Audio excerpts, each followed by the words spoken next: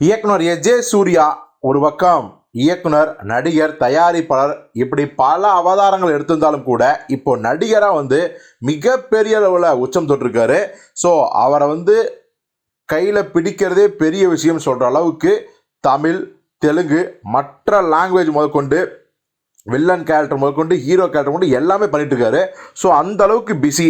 ஆனால் அந்த ஒரு பிஸி ஷெட்யூல்லையும் தான் பார்த்த ஒரு நல்ல படம் இருந்தால் நிச்சயமாக அந்த படத்தை ரசிகர்கள் பார்க்கணும் அப்படிங்கிறதுக்காகவே அந்த படத்தை பற்றி சோசியல் மீடியாவில் ஷேர் பண்ணுவார்.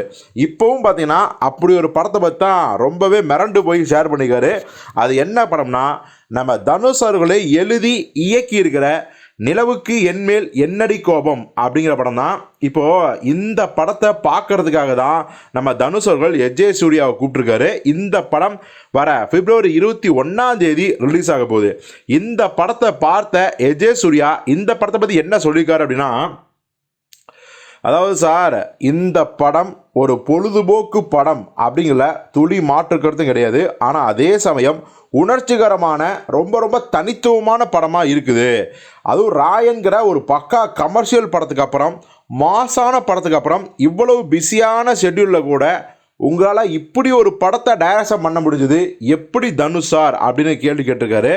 அது மட்டும் கிடையாது, இந்த படத்தில் நடித்த எல்லா இளம் பிரபலங்கள் அனைவருக்கும் என்னுடைய வாழ்த்துக்கள், பாராட்டுகள் அப்படின்னு சொல்லி ஒவ்வொருத்தரையும் பார்த்தீங்கன்னா பாராட்டி தள்ளியிருக்காரு. ஸோ எஜே சூர்யாவே இந்த படத்தை பார்த்து பாராட்டி தள்ளியிருக்காரு. குறிப்பாக இந்த படத்தில் உள்ள ஆக்டிங் ஆகட்டும், அப்புறம் மியூசிக் ஆகட்டும், எல்லாமே ஒரு மிக நிறைவான படத்தை கொடுத்துருக்காங்க. ஸோ அது எனக்கு ரொம்ப ஒர்த்தான டைமாக இருந்துச்சு அப்படிங்கிறாரு. ஸோ இந்த படத்தை நீங்கள் February 21 பார்க்க போகிறீங்களா இல்லையா? எஜே சூர்யாவோட இந்த பாராட்டை நீங்கள் எப்படி எடுத்துக்கிறீங்க அப்படிங்கிறத கமெண்ட்டில் சொல்லுங்கள்.